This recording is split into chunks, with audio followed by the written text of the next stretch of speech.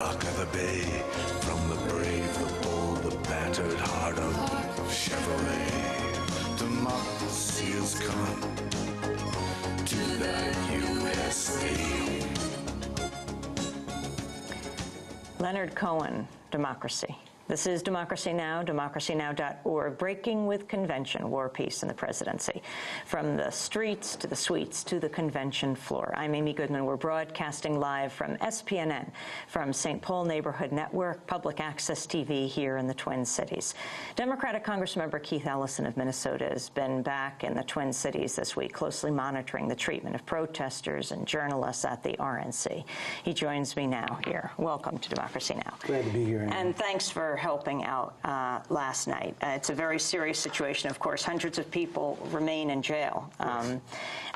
This rule of 36 hours, can you explain how it works? Well, first of all, the 36 hours doesn't count weekends. And so if you get Labor Day, which was or a holiday, so if you get arrested, say on a Friday night, you could be getting out, hopefully, if you can, maybe Wednesday midday. It really is something that can take quite a bit of your freedom away. You're, in addition to being a Congressmember, you're a lawyer? For about 16 years, I practiced law right here in the courts of Minneapolis, St. Paul, and all over Minnesota. It was Minneapolis police, by the way, who arrested us, even though we're here in St. Paul. Why is that? Well, because they brought in probably a number of jurisdictions to help their complement of officers who would try to do policing activity here for the RNC. So I wouldn't be surprised if they have other jurisdictions besides Minneapolis.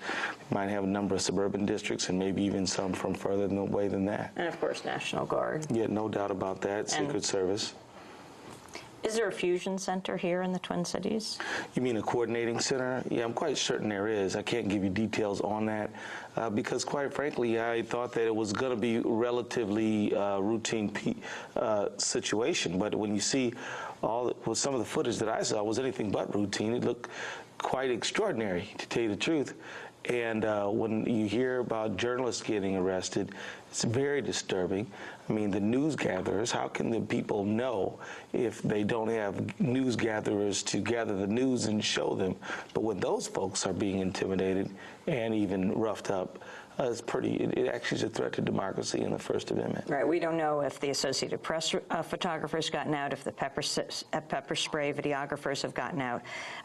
Even the New York Post guy, we don't know what happened to him at this moment. And of course, there are many, many people who are on the streets who get rounded up just by virtue of being there. When they move in with such a fast pincer move from all corners and surround a block, this was basically a parking lot. Right. There's nowhere to go. There's nowhere to go, and of course they know that as well. And it's not like they haven't mapped out the whole area and don't know exactly which forces are moving in which directions. They do know. And of course, it's pretty clear that that Nicole and Sharif are making their status as press widely known, and it was easy to hear it. Clearly on the tape, it was easy to hear. So that's pretty disturbing to me, and I'm actually pretty upset about it. So you weighed in last night as they were in jail. You called the police commissioner. I called and let them just provided information. This is who you have, this is the deal, stuff like that. And I just think it's important to make sure that when journalists are trying to do their work, that they're allowed to do it. This is only the second day. And in fact, the Republican convention was not in even full gear because of Hurricane Gustav yesterday, though the protests in the streets were. You've got a number more days. What is the plan for the city?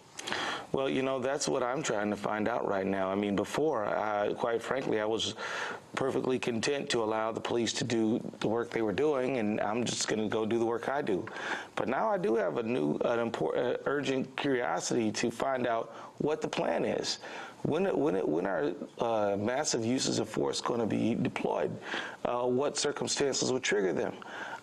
Have we recognized the fact that we can actually cause more trouble than what ordinarily otherwise happen when we bring forth this massive use of force as we saw on the tape? And so I'm concerned about it. I think overreaction is as bad as underreaction. And what I saw on that tape was pretty disturbing. Congressmember Ellison, you are the first Muslim member of the U.S. Congress. The issue of Islam in this country has come to the fore with Barack Obama being, there's no other way to say it, but accused of being Muslim. That's right. So every time he has to simply say, I'm not Muslim, deny being Muslim, it makes it sound like there's something wrong with being Muslim. You're right. Well, by the way, Amy, let me just say Ramadan Mubarak, which means blessed Ramadan. It's the second day of Ramadan, so just thought we'd get that out of the way. Yeah, it's really kind of concerned, but, I will tell you this. This last DNC and convention in Denver, there was an unprecedented amount of participation by people of the Muslim faith, and people participated on a very productive basis and felt like they were able to be a part of the activities. There will be a presence of people who are Muslim at the RNC, people who have a different political point of view than I have, but this idea of religious intolerance is something we have to be on the alert for. I mean, remember that the same provision of the Constitution that protects you as a member of the press is also says that there's no state religion. The First Amendment contains both of those ideas.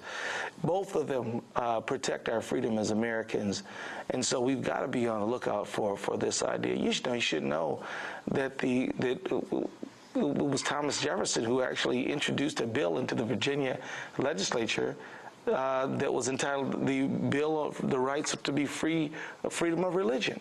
So this idea of freedom of religion is deeply rooted, and this newfound intolerance is something that I think we really need to be on the alert for, because it is a threat to our democratic freedoms and our rights in general. You mentioned Thomas Jefferson. Did you swear in? I certainly did.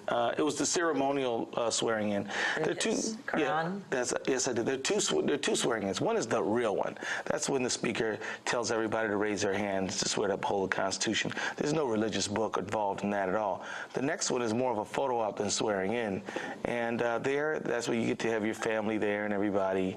And in that occasion, I did employ the Quran, Thomas Jefferson's Quran, by the way, when I performed that. There's a big deal made of that, saying you wouldn't swear on the Bible.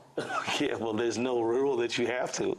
In fact, after practicing law for 16 years, I found Article 6 of the Constitution, which says that there shall be no religious test applied to anyone before they can hold an elective office.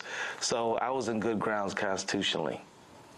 We're talking to Keith Ellison. He's the first Muslim member of Congress. The second is from Indianapolis, Julia Carson, who died, the Congress member's grandson. That's right, Andre Carson. And, he hasn't had to withstand some of the stuff that I had to put up with, but he had to put up with a certain measure of it. I tell you this, it's important for Americans to know that Islam is as widely diverse as Christianity or Judaism. There's not one way to be Muslim, not one way to be Jewish, not one way to be Hindu. And I am a very strong and long-term progressive, and am trying to build a progressive movement. That movement to promote in human solidarity,